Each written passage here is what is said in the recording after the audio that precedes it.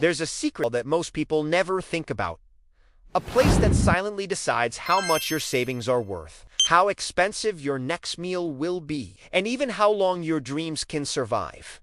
It's not your government. It's not your job. It's the bank that controls every bank, the Nepal Rastra Bank. But what if I told you there's something even bigger pulling the strings behind it? The Nepal Rastra Bank, or NRB, is Nepal's central bank. Think of it like the boss of all banks. It decides how much money should exist in the country, how much interest banks can charge, and even controls inflation, the thing that makes your money worth less over time. For example, if NRB prints more money without more goods in the market, prices go up. That's called inflation. In short, NRB doesn't just sit there. It runs the economy's heart.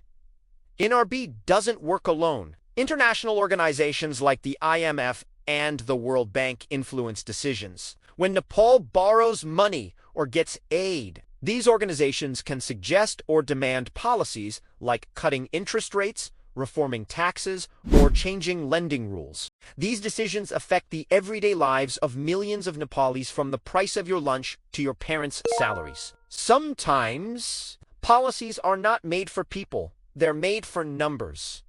Impact. Here's how it hits you personally.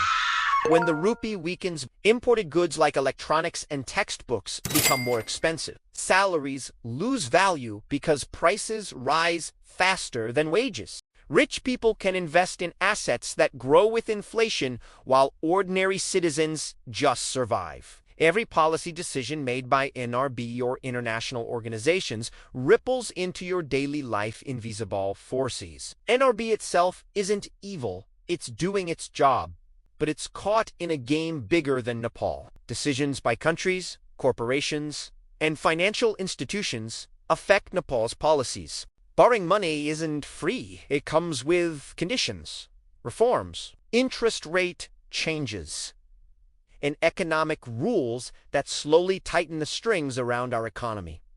Most people don't even know how money is created. Every rupee is backed by policy decisions, loans, and sometimes international influence. If money is power, then controlling money is controlling people. That SY understanding in RB in these hidden forces is not optional. It is essential. Resolution: wake-up call. Next time you hold a 100 rupee note, remember, it's not just paper, it's a story. A silent agreement between power, people, and those who control both.